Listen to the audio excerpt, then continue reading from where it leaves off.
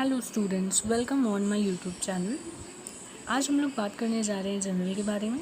It is also known as books of original entry. तो सबसे पहले देखते हैं what is journal. Journal is a book of original entry in which the transactions are recorded for the first time as and when they take place. It means business में जो भी transactions हुए हैं, जिस डेट पर हुए हैं, उस डेट पर उन ट्रांजैक्शंस को सबसे पहले जनरल बुक में ही रिकॉर्ड किया जाता है। इस बुक को क्रोनोलॉजिकल ऑर्डर में मेंटेन किया जाता है, प्लस इसका एक प्रिस्क्राइब्ड फॉर्मेट होता है, उसी फॉर्मेट पर इसको बनाया जाता है।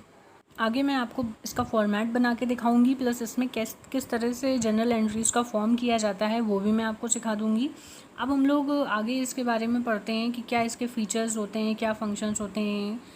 जब भी एग्ज़ाम में क्वेश्चन आएगा व्हाट इज़ जनरल, तो सबसे पहले आपको ये लाइन लिख देनी है। इसके बाद में आपको ये एक डेफिनेशन याद करके लिख दीजिए, फिर उसका फॉर्मेट बना दीजिए। अब हम लोग इसके फीचर्स के बारे में पढ़ते हैं, फीचर्स ऑफ जनरल। ओके, तो यहाँ पर देखिए इसका पहला फीचर है फर्स्ट टाइम रिकॉर्डिंग। जैसे कि हम लोग ने बात करी, जनरल को क्या बोलते हैं, ओरिजिनल एंट्री क्यों बोलते हैं, क्योंकि यहाँ पर ट्रांजैक्शंस को फर्स्ट टाइम रिकॉर्ड किया जाता है। जैसे ही वो होते हैं तुरंत उनको इस बुक में ही रिकॉर्ड किया जाता है। देन इसको डेली अकाउंटिंग रिकॉर्ड बोलते हैं। जैसे हमने अभी बात किया कि जो भी ट्रांजेक्शन जब होते हैं तब नोट करते हैं, तो बिजनेस में ट्रांजेक्शन डेली ही होते हैं, तो जब भी होता है हम उनको तुरंत इसी बुक में नोट करते हैं। देन आता है हमारा chronological order, means date wise record करता है। जनरल के अकाउंट्स में सारे ही बुक्स ऐसी होती है जिसमें जो भी एंट्रीज होती हैं उनको हम लोग हमेशा डेट वाइज नोट करते हैं। नेक्स्ट पॉइंट आ गया हमारा कंपाउंड एंट्री का। कंपाउंड एंट्री इसलिए बोलते हैं क्योंकि जितने भी बिजनेस में सुबह से शाम तक ट्रांजैक्शन हुए हैं, अगर हम चाहें तो जनरल बुक में इसको सिंगल एंट्री पास करके सारे ट्रांजैक्शंस को कर सकते हैं। तो इसलिए ये हो गई हमारी कंपाउंड एंट्री, जहाँ पर मल्टीपल एंट्रीज को सिंगल एंट्री के थ्रू पास किया जाता है। देन लिखा है हमारा follows double entry system. Double entry का क्या मतलब होता है, debit and credit both aspects को जब हम लोग नोट करते हैं तो उसको डबल एंट्री सिस्टम कहते हैं। तो जनरल बुक में इन दोनों बातों का ध्यान रखा जाता है कि जितने भी डेबिट ट्रांजेक्शन हैं उनको भी नोट करना है एंड क्रेडिट ट्रांजेक्शन हैं उनको भी नोट करना है। देन लास्ट में हमारा पॉइंट आता है नरेशन। तो जब हम लोग अब नरेशन क्या होता है ये समझते हैं। जैसे ही हमने कोई भी जनरल एंट्री पास कर ली तो उसका हम लोग एक ब्रीफ नोट देते हैं कि क्या ये था, जो भी एंट्री थी ये क्या थी, उसको बोलते हैं नरेशन। ठीक है, तो हम लोग जब आगे इसमें क्वेश्चन करेंगे तो हम लोग समझ लेंगे कि क्या होता है नरेशन, कैसे जनरल एंट्री पास करते हैं।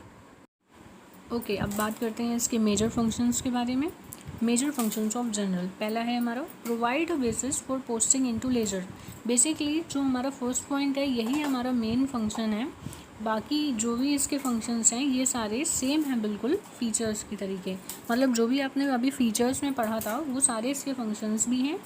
बस इसका एक बेसिक फंक्शन होता है जो हम उसको मेन फंक्शन भी बोल सकते हैं, दैट कि जो भी हमारा जनरल होता है ये एक बेस प्रोवाइड करता है जनरल एंट्रीज़ को लेजर में ट्रांसफ़र करने के लिए। ये आप जब आगे लेजर का चैप्टर पढ़ेंगे तब आप समझ जाएंगे।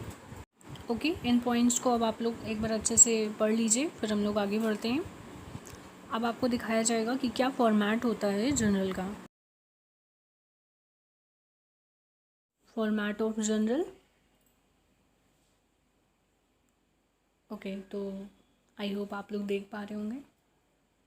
इस तरह से एक फॉर्मेट बनता है जनरल के लिए, जिसमें हम जनरल एंट्रीज़ को पास करते हैं। जो भी हमारे ट्रांजैक्शंस होते हैं उसमें दो अकाउंट हिट करते हैं, डेबिट क्रेडिट।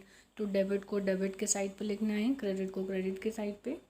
सबसे पहले डेट का कॉलम बनेगा, इसके नीचे आप लोग डेट्स लिखते जाएंगे। देन अकाउंट नेम, जो भी अकाउंट है, राम श्याम, कैश, सेल्स, जो भी है आपका वो आ जाएगा। फिर डेबिट को हम लोग बिल्कुल कॉलम से लिखते हैं, लेफ्ट हैंड साइड से, सॉरी। और डेबिट के नीचे डेबिट का अमाउंट आएगा। फिर टू करके हमको क्रेडिट लिखना होता है, यहाँ पर टू नहीं लिखा हुआ है, मैं आपको एग्जाम्पल में समझा दूँगी। टू क्रेडिट अकाउंट, जो भी अकाउंट होगा, फिर क्रेडिट वाले कॉलम के नीचे उसका अमाउंट आ जाएगा। जैसे ही ये एंट्री हो जाती है फिर नीचे आपको ब्रैकेट्स में इसका डिस्क्रिप्शन लिखना है कि ये जनरल एंट्री किस चीज़ से रिलेटेड है, सेल्स हुई है, कैश में हुई है, क्रेडिट में हुई है, जो भी हुआ है उस एंट्री का आपको एक ब्रीफ डिस्क्रिप्शन दे देना होता है, जिसको हम लोग नरेशन भी कहते हैं। गो थ्रू कर लीजिए इस फॉर्मेट को अच्छे से। कोई भी प्रॉब्लम अगर आपको होती है तो आप कमेंट करिए। ओके, तो अब एक बात और हमें ध्यान पे रखनी है जनरल एंट्री को बनाने से पहले कि golden rules of accounting are needed to pass a journal entry. और ये गोल्डन रूल्स मैं आपको पहले वीडियो में डबल एंट्री सिस्टम वाली वीडियो में समझा चुकी हूँ। अगर आपको तभी कोई प्रॉब्लम है तो आप कमेंट करिए, मैं दोबारा से इस पर एक वीडियो बना दूँगी, ठीक है। ओके, अब एग्जांपल देखते हैं। From the transaction pass necessary general entries. Jayshali commenced business with cash 80,000. She deposited cash into bank 40,000. She purchases goods for cash 5,000. She purchases goods for 10,000 from Lipton and Company. Sales of 11,000 done. अब इसको हम लोग जल्दी से general entry का format बना करके उसमें नेसेसरी जनरल एंट्रीज पास करते हैं, फॉलो करते हैं। तो यहाँ पर हमने देखा फर्स्ट एंट्री थी हमारी जयशाली का कमेंसमेंट ऑफ बिजनेस। तो इसमें हमने डेट डाल दी, डेट क्योंकि कोई दे नहीं रखी इसलिए हमने अज्यूम कर ली 1 जनवरी। और यहाँ पे कैश अकाउंट डेबिट हो जाएगा, बिजनेस में कैश आ रहा है। 2 जयशालीस कैपिटल क्रेडिट होती है 80,000 से, अमाउंट हमने दोनों साइड्स में लिख दिया। सेकेंड था हमारा she deposited cash into bank, तो इसमें हमने बैंक अकाउंट डेबिट होगा क्योंकि बैंक में पैसा आ रहा है। 2 कैश अकाउंट कैसे जा रहा है, फिर इसका हमने एक नरेशन लिख दिया। देन थर्ड एंट्री थी हमारी कि गुड्स परचेज हुए हैं कैश के लिए 5,000, तो परचेजेस अकाउंट डेबिट होगा। 2 कैश अकाउंट कैश जा रहा है 5,000 से, दोनों में अमाउंट लिख देंगे, एक छोटा सा नरेशन। फिर after that she purchases goods for 10,000 from Lipton and company. Lipton and company से उसने कैश में नहीं परचेज़ किया इसलिए कंपनी का नाम आएगा क्रेडिट में और परचेजेस डेबिट होगा। अमाउंट अगेन दोनों साइड लिख दिया जाएगा। देन लास्ट हमारी इसमें एंट्री दी गई है सेल्स ऑफ 11,000 डन। तो कैश अकाउंट डेबिट क्योंकि कैश आ रहा है और सेल्स हो रही है इसलिए क्रेडिट होगी 11,000 और इसमें एक छोटा सा नरेशन कैश सेल्स मिल। तो इस तरीके से जो भी ट्रांजेक्शन दिए जाते हैं उनको हम लोग एक प्रिस्क्राइब्ड फॉर्मेट जर्नल का बना करके सारी जर्नल एंट्रीज रिकॉर्ड करते हैं।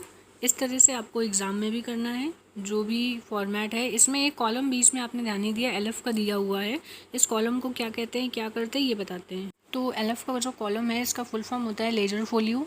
इसमें हम वो पेज नंबर रिकॉर्ड करते हैं यहाँ पर जो हम लेजर के फोलियो में जाके खोलेंगे तो ये एंट्री हमारी उस पेज नंबर पर मिलेगी। सेम ऐसे ही लेजर पे जब हम लोग लेजर्स बना रहे होंगे तो वहाँ पर जेएफ का कॉलम दिया जाएगा जो हम लोग की यहाँ से एंट्री उठ करके लेजर में जब पोस्टिंग होती है तो उसका नंबर वहाँ पे लिखा होगा। तो आप दोनों को आपस में कोरिलेट कर सकते हैं। एग्जाम्पल आप लोग के लिए दिया हुआ है, इसको आप पॉज करके अच्छे से एग्जाम्पल को सॉल्व करिए। कोई भी प्रॉब्लम होता है आप कमेंट बॉक्स पर कमेंट कर सकते हैं। Thank you for watching my video. Please like share and subscribe my channel.